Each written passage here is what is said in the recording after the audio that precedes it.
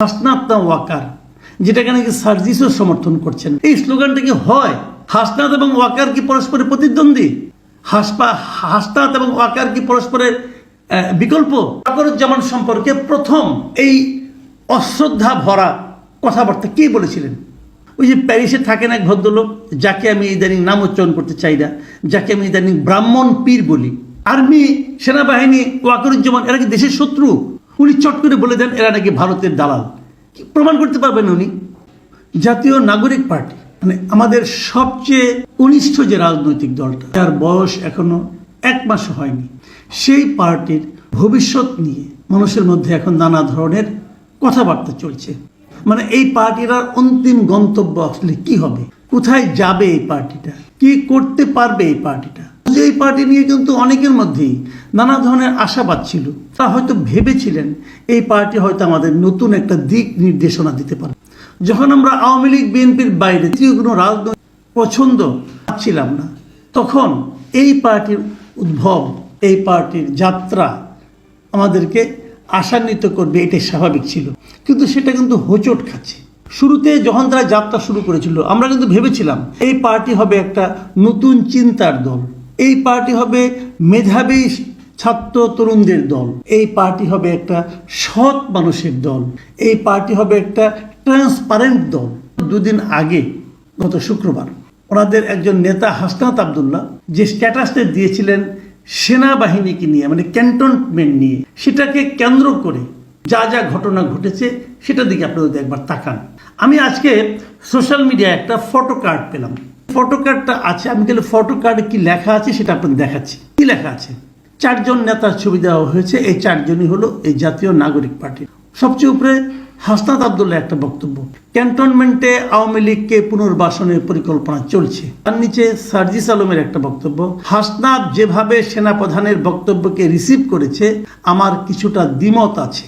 তার নিচে আব্দুল হান্নান মাসউদের একটা মন্তব্য, হাসনাত বা সার্জিস 2 জনের একজন মিথ্যা বলছেন। তার নিচে আরেকজনের বক্তব্য, নাসিরউদ্দিন পাটোয়ারির একটা বক্তব্য, হাসনাতের বক্তব্য সোশ্যাল মিডিয়ায় আসা উচিত হয়নি। আমি এই 4টা বক্তব্য বলি। দেখেন, এরা 4 জনই একটা পার্টি, এটা কি জাতীয় নাগরিক পার্টি। 4 জনই এই পার্টির কিন্তু শীর্ষস্থানীয়, মানে শীর্ষ 2টি পদে না, এরা আহ্বায়ক না অথবা সদস্য সচিবও না, তার নিচের পদগুলোতে এরা আছেন এবং মোটামুটি এরাই কেন্দ্রীয় নেতা, এরাই পোস্টার বয় এই পার্টি। একজনের বক্তব্য কিন্তু প্রত্যেকে আক্রমণ করেছেন বক্তব্যটা। কেন? শুরুটা করেছিলেন কিন্তু হাসনাত আবদুল্লাহ। উনি একটা স্ট্যাটাস দিয়েছিলেন, সবাই ফেসবুকে স্ট্যাটাস দিয়েছিলেন, ফেসবুকে একটা স্ট্যাটাস দিয়েছিলেন, সেখানে বলেছিলেন যে আর্মি কি বলেছে, আর্মি কীভাবে আওয়ামী লীগকে পুনর্বাসন করতে চায়, এটসেট্রা এটসেট্রা। তিনি সেখানে বলেছিলেন 11 তারিখে তিনি আর্মিতে সেনানিবাসে গিয়েছিলেন, যে দেখা করেছেন, কি বলেছে না বলেছে এগুলো বলেছেন। আর হাসনাত আবদুল্লাহর এই বক্তব্যের প্রেক্ষিতে নাসিরউদ্দিন পাটোয়ারি বলছিলেন যে এই বক্তব্যটা সোশ্যাল মিডিয়া আসা ঠিক হয়নি। উনি আরেকটা কথা বলেছেন সেখানে, যে এই বক্তব্যটা শিষ্টাচার বিবর্জিত। তারপরে আবার সার্জিস আজকে স্ট্যাটাস দিয়েছেন, সেখানে উনি অনেক লম্বা স্ট্যাটাস দিয়েছেন। সেখানে তিনি যে কথাটা বলেছেন, উনি কিন্তু হাসনাতের অনেক বক্তব্যের সঙ্গে একমত হননি। হান্নান মাসুদ বলেছেন এই যে একমত হননি হাসনাতের সঙ্গে সার্জিস, এখানে যে বিরোধটা, এই বিরোধে নিশ্চিতভাবে বোঝা যাচ্ছে যে 2 জনের মধ্যে যে কোনো একজন মিথ্যা বলেছেন। মানে সবচেয়ে নিরাপদ জায়গায় আছেন কিন্তু হান্নান মাসুদ, কথাটা সত্য। একই বিষয়ের উপর 2 জন লোক যদি 2 কথা বলে, তো একজন তো মিথ্যা অবশ্যই বলছেন, সন্দেহ নাই। তো উনি সবচেয়ে নিরাপদ জায়গায় একটা মন্তব্য করেছেন। কিন্তু আমার প্রশ্নটা হলো, এই মন্তব্যগুলি এখন বাইরে হলো কেন? এই মন্তব্যগুলো পাবলিক হচ্ছে কেন? এই প্রশ্নটা কিন্তু খুব জরুরি। সার্জিসের যে বিশাল স্ট্যাটাসটা ধারণা দিতে চাই। তো সেখানে উনি কি লিখেছেন? অনেক কথা লিখেছেন, যে সেই দিন হাসনাতের সঙ্গে সার্জিস বলছেন যে আমিও ছিলাম, আমাদেরকে কেউ ডাকেনি, আমরা বরং সেনাপ্রধানের সঙ্গে দেখা করতে চেয়েছিলাম, আমাদের সঙ্গে দেখা হয়েছে, সেনাপ্রধান ছিলেন, আমরা ছিলাম, অনেক কথা হয়েছে। এবং সেই কথাগুলোকে যে রিফাইন্ড আওয়ামী লীগের জন্য চাপ দেওয়ার, কমার মধ্যে চাপ দেওয়ার যে বিষয়টি এসেছে, সেখানে চাপ দেওয়া হয়েছে এমনটি আমার মনে হয়নি।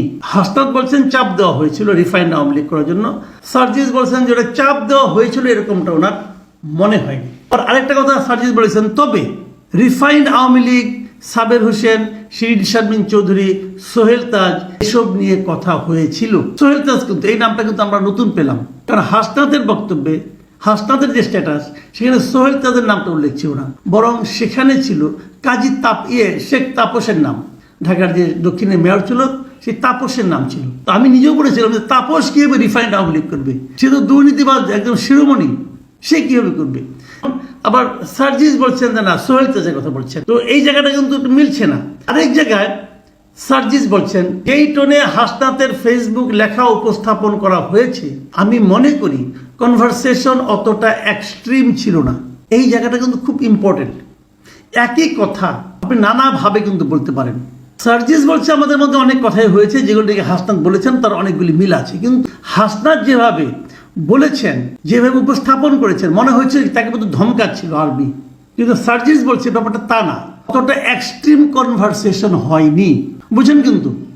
এবং তারপর শেষ দিকে এসে সার্জিস বলছেন যে এখন যে একটা স্লোগান উঠছিল পরে ঢাকা ইউনিভার্সিটিতে, হাসনাত না ওয়াকার, এই ন্যারেটিভ এবং স্লোগানকে আমি প্রত্যাশা করি না।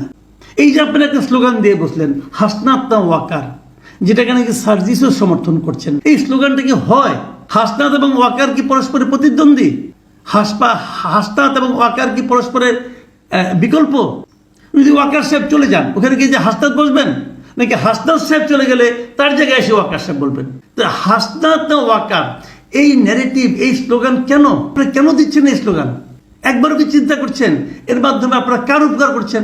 ওয়াকারুজ্জামান সম্পর্কে প্রথম এই অশ্রদ্ধা ভরা কথাবার্তা কে বলেছিলেন?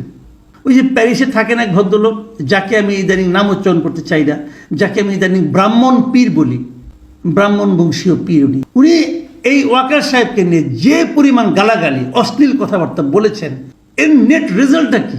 আর্মি, সেনাবাহিনী, ওয়াকারুজ্জামান এরা কি দেশের শত্রু? উনি চট করে বলে দেন এরা নাকি ভারতের দালাল। কি প্রমাণ করতে পারবেন উনি? পারবেন? আমি ওনাকে মোটামুটি লেখাপড়া জানার লোক মনে করি। শিক্ষিত মানুষ যে এতটা গারল হতে পারে আমি আমার জীবনে কখনো চিন্তা করতে পারিনি। আমি বুঝি এগুলি কেন হচ্ছে। এগুলি হচ্ছে একটা মাত্র কারণে, একটা আওলা ঝাওলা বাধাইয়া নির্বাচনটাকে পিছিয়ে দেওয়ার জন্য। আমি আর কোনো কারণ দেখি না। এতে ফলটা কি দাঁড়াচ্ছে? এটা করতে যে খোদ এই নতুন পার্টিটার মধ্যে একটা অন্তর্দ্বন্দ্ব তৈরি হচ্ছে। আজকে আরও দেখতে পাচ্ছি এই পার্টির অনেক সমর্থক, অনেক কর্মী নানা ধরনের কমেন্ট কিন্তু করছে। জনগণের প্রত্যাশার কথা ভাবুন, কেবল নিজেদের কথা ভাববেন না।